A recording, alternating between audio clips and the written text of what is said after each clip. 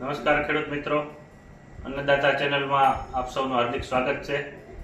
ખેડૂત મિત્રો, ચોમાસાના પાકની તૈયારી બધા કરવા માંડ્યા છે. આમ તો જમીનની તૈયારીથી માંડી અને કયા પાક વાવવા એ લગભગ નક્કી થઈ ગયા છે. અને ખાસ કરીને જોઈએ તો લગભગ બધાના મોઢે એવું સંભળાય છે કે મગફળીનું વાવેતર વધે છે. ચાલુ ગઈ વર્ષે મગફળીના ભાવ પણ કપાસની કમ્પેરિઝનમાં સારા હતા અને ઉત્પાદન પણ છે સારા હતા, એટલે મગફળીનું વાવેતર છે ખૂબ વધે છે એવો અંદાજ છે. તો ખેડૂત મિત્રો, ખાસ એ જોવાનું છે કે મગફળી વાવતા પહેલા શું ધ્યાન રાખીએ કે સારું ઉત્પાદન મેળવી શકાય. ઓલું એવું થાય કે વાવી દીધા પછીના મુદ્દા છે એ આપણે પછીના વિડીયોમાં વાત કરશું, પણ એક મગફળી છે એનું સારું ઉત્પાદન લેવા માટે શું ધ્યાનમાં રાખવું જોઈએ એ આજે આપણે છે આ વિડીયોમાં આપણે વાત કરવાના છીએ. તો આ વિડીયો છે છેલ્લે સુધી જોજો, અને આપે જો હજુ સુધી અમારી અન્નદાતા ચેનલને છે સબસ્ક્રાઇબ નથી કરી તો લાઈક કરીને સબસ્ક્રાઇબ કરજો, જેથી આવનારા નવા વિડીયોનું નોટિફિકેશન આપને મળતું રહે. તો સૌથી પહેલું કે મગફળી વાવેતર માટે જમીનની તૈયારી.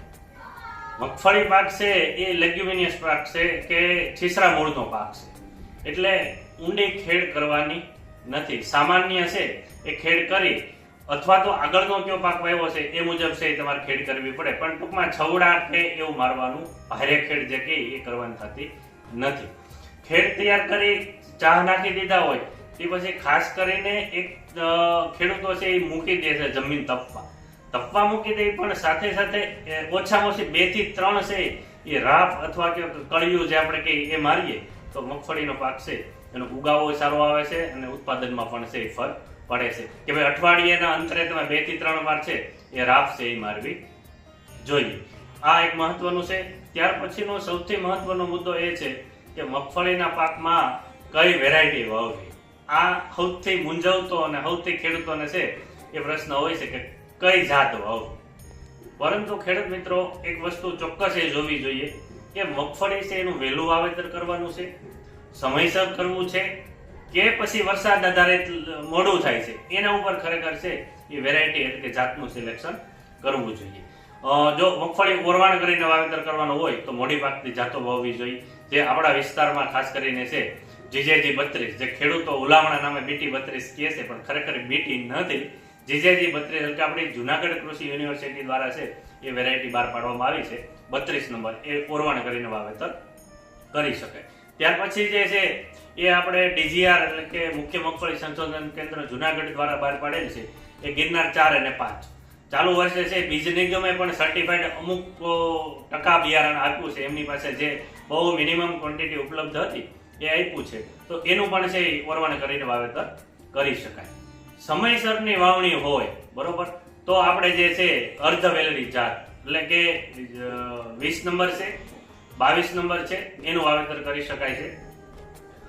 મોડી વાવણી જાય એટલે કે આપણે સમયસર વાવણી એટલે 15 જૂન માંડીએ, 25 જૂન પછી જો વાવણી થાય તો એમ કહેવાય કે ઉભળી મગફળી વાવેતર કરવું જોઈએ.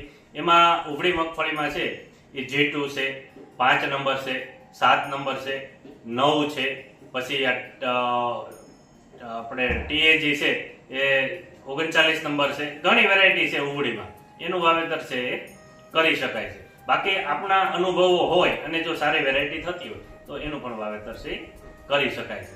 પણ વાવેતર કરતા પહેલા ખાસ મગફળીમાં છે એ ધ્યાનમાં રાખવું જોઈએ કે એને બીજ માવજત અને કયા પોષણ આપવા, એટલે કે ખાતરો જનરલી છે એ ખેડૂતો આપણે છે અગાઉ કોરામાં વરસાદ થવાનો હોય એના અઠવાડિયા કે અંદર છે આમ વાવેતર કરતા હોય છે. તો મગફળી પાકમાં ખાસ કરીને છે એનો જે ખાતરનો ફર્ટિલાઇઝર ડોઝ છે એ 12.25 છે, એટલે કે 12.5 કિલો નાઇટ્રોજન છે, 25 કિલો ફોસ્ફરસ 1 હેક્ટરે જોઈએ છે. મગફળી પાક તેલીબિયાનો પાક છે એટલે એને ખાસ સલ્ફરની જરૂર છે. તો ખેડૂત મિત્રો, મારી ભલામણ એવી છે કે મગફળીમાં છે એ SSP વાપરવું જોઈએ, કે સિંગલ સુપર ફોસ્ફેટ, જે નાના વીઘાએ છે એ 25 કિલો છે એ નાખવું જોઈએ. અને એ પછી વાવેતર પછી મગફળીમાં જો 10 કિલો એમોનિયમ સલ્ફેટ આપી દો તો ત્રણેય વસ્તુ છે એ તમારી સચવાઈ જશે, એટલે કે ફોસ્ફરસની માંગ પૂરી થશે, નાઇટ્રોજન અને સલ્ફર, કારણ કે એમોનિયમ સલ્ફેટમાં સલ્ફર પણ આવે છે. આ વસ્તુ છે એ રાસાયણિકની વાત કરી. પરંતુ દેશી ખાતર આપણી પાસે ઉપલબ્ધ હોય તો જમીન તૈયાર કરી દેશી ખાતર વ્યવસ્થિત નાખી દેવું જોઈએ. ખાસ કરીને કોહવાયેલું હળેલું ખાતર વાપરવું, નહીતર મુંડાનો પ્રશ્ન પાછો છે એ વધારે આવશે. એટલે દેશી ખાતર ભરી, જો દેશી ઉપલબ્ધ ન હોય તો સેન્દ્રિય ખાતર પણ વાવી શકાય છે. અને સાથે સાથે જો આપણી પાસે ઉપલબ્ધ હોય તો 1 વીઘે છે 500 કિલોગ્રામ જેટલી જીપ્સમ નાખવામાં આવે તો પણ મગફળીના ઉત્પાદનમાં વધારો થાય છે. આ થઈ પોષણની વાત. મગફળી વાવતા પહેલા છે એ આપણે બીજ માવજતની વાત કરીએ તો ખેડૂત મિત્રો, બીજ માવજત 3 પ્રકારની છે. ખાસ કરીને મગફળીના પાકમાં છે એ ફૂગનાશક, જંતુનાશક અને રાઇઝોબિયમ બેક્ટેરિયા એટલે કે બાયોફર્ટિલાઇઝર, આ 3ની માવજત આપી શકાય છે. તો સૌથી પહેલું વાત કરીએ કે આપણે ફૂગનાશક. તો ફૂગનાશકની માવજત આપવામાં છે એ આપણે કોન્ટેક્ટ પ્રકારની છે, મેન્કોઝેબ એટલે કે ડાયથેન 45 છે. પણ હું એમ કહું છું બંને પ્રકારની મિક્સ આવે, મેન્કોઝેબ ને કાર્બેન્ડેઝિમ જે બજારમાં સાફના નામે મળે છે એની 1 કિલોએ 5 ગ્રામ છે એ બીજ માવજત આપવી જોઈએ.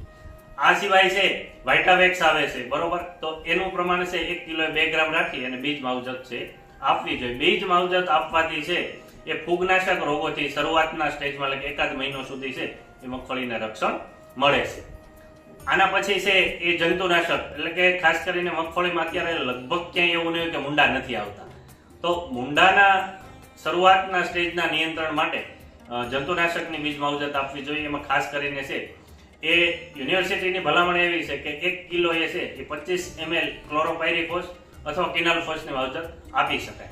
પણ એ લિક્વિડ પ્રવાહી હોય છે એટલે કે એની બીજ માવજત આપી છાંયડામાં દાણા સૂકવી અને પછી વાવેતર માટે ઉપયોગ કરવો જોઈએ. આ સિવાય છે અત્યારે જે મોટાભાગના ખેડૂતો વાપરે છે એ થાયોમિથોક્ઝામ FS કરીને આવે છે, બરોબર, તો 1 કિલો એનું છે એ 5 ગ્રામ છે એ બીજ માવજત તરીકે આપવી જોઈએ. ખેડૂત મિત્રો, ખાસ કરીને બીજ માવજતમાં એ ધ્યાન રાખવું કે જો એનું જે પ્રમાણ છે એ ખાસ જાળવવું. જો વધારે પડતું પ્રમાણ બીજ માવજતમાં થશે તો ઉગાવ ઉપર છે એની અવળી અસર થતી હોય છે અને ઉગાવો ઘણીવાર ઓછો મળતા હોય છે, એવા પ્રશ્નો છે એ ખેડૂતોના આવતા હોય છે. આ સિવાય ત્રીજી માવજત છે એ છે કે રાઇઝોબિયમ બેક્ટેરિયા અથવા તો કે બાયોફર્ટિલાઇઝર NPK કોન્સોર્ટિયા. તો એની માવજત આપવી હોય તો ખાસ કરીને 1 કિલોએ 25 ml જેટલી છે બીજ માવજત આપવી જોઈએ. હવે આનો ક્રમ ખાસ જાળવવાનો છે કે આ ત્રણેય બીજ માવજત આપવી છે તો કઈ રીતે આપવી. તો FIR યાદ રાખવાનું છે. F એટલે કે ફૂગનાશકની પેલી ફંજીસાઇડ, I એટલે ઇન્સેક્ટિસાઇડ અને પછી રાઇઝોબિયમ એટલે કે પહેલા ફૂગનાશકની બીજ માવજત આપવાની, પછી જંતુનાશકની આપવાની અને પછી આ છે રાઇઝોબિયમ બેક્ટેરિયા એટલે કે બાયોફર્ટિલાઇઝરની બીજ માવજત છે એ આપવાની હોય છે.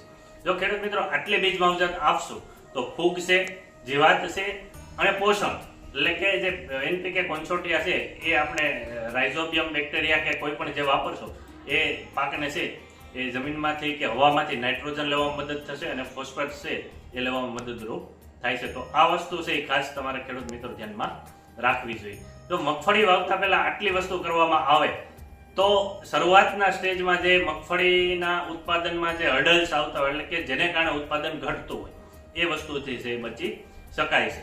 એક વસ્તુ હવે છેલ્લી આપને કહું કે વાવેતર પહેલા જે આપણે બીજ રેટ એટલે કે બીજનો દર કેટલો રાખવો જોઈએ. જનરલી એવું કહે છે કે 1 વીઘે છે, નાના વીઘાની આપણે વાત કરીએ તો 20 કિલોગ્રામ છે એ છે બીજનો દર હોવો જોઈએ. પણ તમારે મગફળી કઈ રીતે વાવો છો એની ઉપર આધાર હોય છે. આ જનરલી હું વાત કરું છું 18 કે 28ની જાડીએ જે વવાતી હોય મગફળી એની આ વાત થતી હોય છે. બાકી તમારી જમીનને ધ્યાને રાખી અને બીજનો દર છે ધ્યાન રાખવો જોઈએ. જો ખાસ એક વસ્તુ કે વધારે પડતી ઘાટી મગફળી વાવશો તો છે એ સુકારાનો રોગ છે એ પ્રમાણ એનું થોડુંક વધશે અને મોટી થાય ત્યારે સફેદ ફૂગનું પ્રમાણ પણ વધે છે. એટલે માપે છે એ બીજનો દર ખેડૂત મિત્રો રાખવો જોઈએ. જો મગફળી વાવતા પહેલા આટલું ધ્યાન રાખશો તો 100% આપને સારું ઉત્પાદન મળશે. આ પછીની વાત છે એ હવે પછીના વિડીયોમાં વાવણી થાય ત્યાર પછી મગફળીમાં શું ધ્યાન રાખવું જોઈએ એની આપણે ખેડૂત મિત્રો વાત કરશું. તો આજનો આ વિડીયો આપને કેવો લાગ્યો એ કોમેન્ટ બોક્સમાં જરૂરથી જણાવજો. સાથે સાથે છે ખેતીને લગતી તમામ માહિતી છે હવે અન્નદાતા એપ્લિકેશનમાં પણ ઉપલબ્ધ છે, જે ગૂગલ પ્લે સ્ટોર ઉપર છે. તો એને ડાઉનલોડ કરી અને વાપરજો. જેમાં ખેતીના અવનવા વિડીયો છે, દરરોજના બજાર ભાવ છે, લે વેચ આવી ઘણી જ વસ્તુ છે એમાં ઉપલબ્ધ છે. તો ખાસ કરીને એને વાપરવા છે એ મારી નમ્ર વિનંતી છે. આભાર.